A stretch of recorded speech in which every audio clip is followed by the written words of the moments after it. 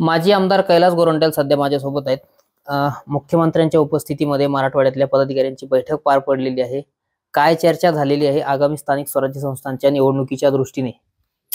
चर्चा म्हणजे जिल्हा परिषदचे मागे किती होते, आता किती राहील, नगरपालिकामध्ये असताना तेव्हा किती नगरसेवक होते आणि महानगरपालिका नंतर किती नगरसेवक झाले, भारतीय जनता पार्टीचे लोक कशा निवडून येतील, अशी एक रणनीती त्यांनी विचारली आणि तसा मी चर्चा केलेली आहे. त्या चर्चेत आम्ही स्पष्ट सांगितलं की आता हा महानगरपालिकामध्ये 65 नगरसेवक कॉर्पोरेटर होणार आहेत आणि 16 प्रभाग आहे.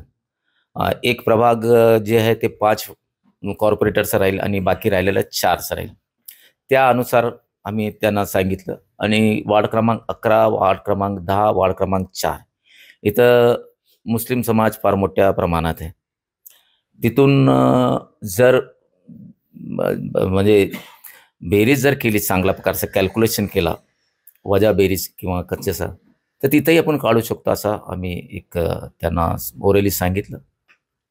आणि जिल्ह्याचे सर्व पुढारी सन्मान्य रावसाहेबजी दानवे, सन्मान्य बबनदादा लोणीकर, सन्मान्य नारायण कुचे, सन्मान्य संतोष दानवे, भास्कर दानवे, आम्ही जर पुढारी एकत्रित बसलो जिल्ह्यात, तर जिल्हा परिषद पण 100% भारतीय जनता पार्टीची येईल. आणि महानगरपालिका जेवढे 4 आणि म्हणजे एक महानगरपालिका आपली आणि आय थिंक बदनापूर, अंबड आणि भोकरदन असे 3 नगरपालिका आणि एक महानगरपालिका आम्ही काढू असं म्हटलेलं आहे. पण रावसाहेब दानवे साहेबांनी स्पष्ट सांगितलं की भोकरदनमध्ये जे सामाजिकरण समीकरण आहे तिथं थोडा म्हणजे तिथं मुस्लिम समाज प्रभावशाली आहे त्या एरियात, तर तिथं थोडा आम्हाला जेवढं जास्त रिस्पॉन्स भेटणार नाही त्यांनी ओपनिंग आहे आणि ते खरं आहे. पण मुख्यमंत्र्यांनी स्पष्ट असं सांगितलं की जिथे ताकद आहे तिथे स्वबळाचा नारा मुख्यमंत्र्यांनी दिला आहे. ज्या ठिकाणी ताकद आहे त्या ठिकाणी स्वबळावर लढेल. मुख्यमंत्रीने जेव्हा आम्हाला विचारलं तर आम्ही सांगितलं की आमची ताकद भारतीय जनता पार्टीत जालन्यात फार मोठ्या प्रमाणात आहे आणि आम्हाला आपण फ्री हँड द्या असं आमची मागणी आहे.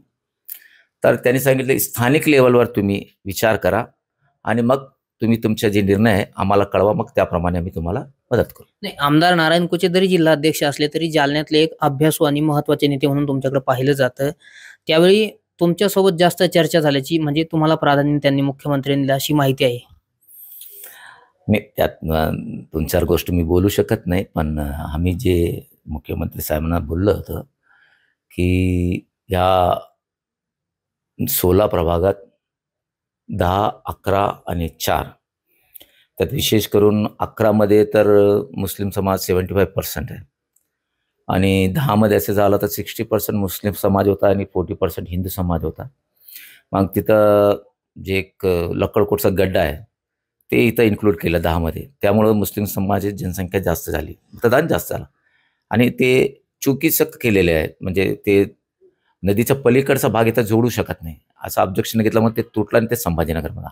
तर 50-50% आम्ही 10 मध्ये झालो आणि 4 मध्ये जर व्यवस्थित प्लॅनिंग करून जर केला तर तिथेही आपल्या 2 तर निवडून येईल आणि प्रभाग नंबर 10 मध्ये तिथेही 1-2 निवडून येईल आणि 11 मध्ये आमचे काही जुने सहकारी मुस्लिम समाजाचे ते कॉन्टॅक्टमध्ये, काही तिथले प्रतिष्ठित नागरिक मुस्लिम समाजाचे तेही आमच्या भारतीय जनता पार्टीकडून तिकीट मागताय. वेळावर बघू काय करता येईल आणि जास्तीत जास्त म्हणजे 35+ आम्ही नारा घेऊन चालतोय. आमचा एमच आहे, मोठोच आहे की 35+ घ्यायचं, तशी तयारी केली. बरं, येणाऱ्या काळात काय चित्र असेल जालना महानगरपालिकेचं? ताकद आहे, स्वबळावर व्हावं की युतीत व्हावं, काय तुमचं वैयक्तिक मत आहे? कारण कुठलीही अट आणि शर्त न ठेवता तुम्ही भाजपमध्ये प्रवेश केला आणि तुम्ही सातत्यानं सांगताय की भाजपने वैयक्तिक तुमचं मत होतं की भाजपने स्वबळावर निवडणूक लढवावी. बघा, ज्या दिवशी माझा प्रवेश होता त्या दिवशी मी हे सांगितलं होतं की 84 मध्ये महाराष्ट्रात 2 नगरपालिका भारतीय जनता पार्टीची होती, त्यात एक जालना माझे अंकल व्यंकटेश गोरंट्याल नगराध्यक्ष झाले होते आणि आता महानगरपालिका भारतीय जनता पार्टीचं येईल असं आम्ही त्यांना आश्वासन दिलं. आणि मी परवाही जे मीटिंगमध्ये हेच बोललो की पहिला महापौर भारतीय जनता पार्टीचं होईल. मग जालन्यात स्वबळावर निवडणुका होतील की युतीत होतील, काय संकेत आहे? मैत्रीपूर्ण होईल. कारण हे बघा, जालना शहरात भारतीय जनता पार्टीकडेही असे चेहरे आहेत, जसं आमच्याकडं महावीर ढक्का आहे, आमच्याकडे श्रवण भुरेवाल आहे, आमच्याकडे राजस्वामी आहे, आमच्याकडे रमेश गौरक्षक, आमच्याकडे भरती आहे, अशोक भगत आहे, रमेश गौरक्षक आहे, आमच्याकडे जीवन सले आहे, आणि तिकडं बघितलं का तर पप्पू जाधव आहे, तुमचा शशी घुगे आहे, भास्कर आबा आहे, राजेशजी राऊत आहे, अशोक पांगरकर आहे. जे चेहरे सध्या आहे ते आमच्याकडेच आहे, दुसऱ्या कोणत्या पार्टीकडे नाही. त्यांच्याकडे जे महापौराचा पदाचा जो चेहरा आहे तो कधी या वाढत उड्या मारतो, कधी त्या वाढत उड्या मारतो. ते स्वतःच्या ते निवडून येईल त्याचं नक्की नाही त्याला. आणि सर्वात मोठा प्रश्न असा आहे की अतिवृष्टीमध्ये स्थानिक स्वराज्याचा घर 1 फ्लोअर पाण्यात गेला. म्हणजे अतिवृष्टीमध्ये तुम्ही म्हणजे तुम्हाला स्वतःचा घर, स्वतःचा कॉलनी तुम्ही पाण्यापासून वाचू शकत नाही. मला हे सांगा, या अतिवृष्टीमध्ये कैलास गुरंट्याचं घर पाण्यात गेलं, रावसाहेब दानवेचं गेलं, भास्कर आबाचं गेलं, बबन लोणीकरचं गेलं. की आम्ही जिथं राहतो आम्हाला माहिती आहे आउटलेट कुठून कसं काढायचं. आता ते मुद्दे इलेक्शनमध्ये होईल, आता नाही, पण एक सांगतोय, लोकांची जी मानसिक स्थिती सध्या ते अतिवृष्टीमुळं एवढी नाराजी आहे. लोक आम्हाला सरळ म्हणतात ना, चूक झाली साहेब, विधानसभाला तुम्हाला पाडून, असं बोलतात. ठीक आहे, पुढचा भाग आहे ते. बरं, जालना महानगरपालिका अस्तित्वात आल्यानंतर पहिल्यांदाच महापौर पदासाठी ही निवडणूक होत आहे, त्यामुळे सर्वांनाच उत्सुकता लागलेली आहे. एका वाक्यात उत्तर द्या, महापौर भाजपचा होईल की शिवसेनेचा होईल? तुम्हाला भारतीय जनता पार्टीचा होईल, कमलाचा फुलावर होईल. अटलजी, आपले लालाकृष्ण अडवाणी, त्याच्यानंतर नरेंद्र मोदी, सन्मान्य अमित शाह, सन्मान्य योगी, सन्मान्य देवेंद्र फडणवीस, सन्मान्य रावसाहेबजी दानवे, सन्मान्य बबन लोणीकर, सन्मान्य नारायण कुचे, सन्मान्य संतोष दानवे, सन्मान्य भास्कर दानवे यांच्या भारतीय जनता पार्टीचा होईल. बरं, म्हणजे तुम्ही आता मैत्रीपूर्ण लढतीचे संकेत दिले. महापौर पदावर मी भारतीय जनता पार्टीचा, आणि तुम्ही मला विचारतात कोणता पार्टीचा, असं होत नाही कधी. बरं, युती करावी की नाही, काय तुमचं वैयक्तिक मत आहे? नाही करावी. तुम्ही या संदर्भात महायुतीच्या नेत्यांना काही बोलणार आहात का?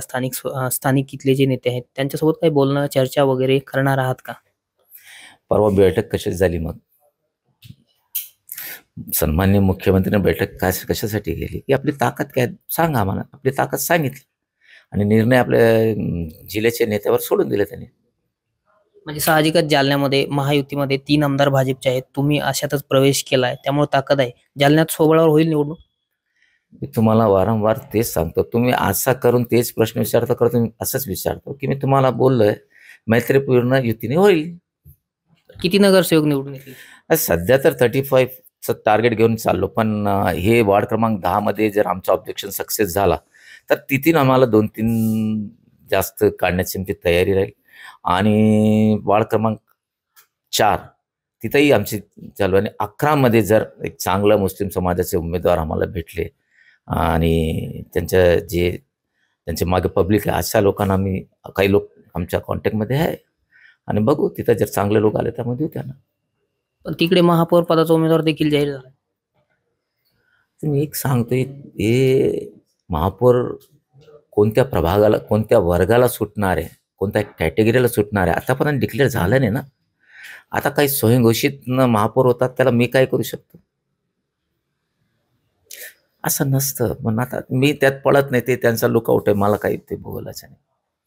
तर नक्कीच आपण पाहतोय की हे होते माजी आमदार कैलास गोरंट्याल. येणाऱ्या महानगरपालिका निवडणुकीत भाजपचा झेंडा फडकेल आणि मैत्रीपूर्ण लढत होणार असल्याचे संकेत सुद्धा त्यांनी यावेळी बोलताना दिले आहेत. रामनाथ ढाकणे, TV9 मराठी, जालना.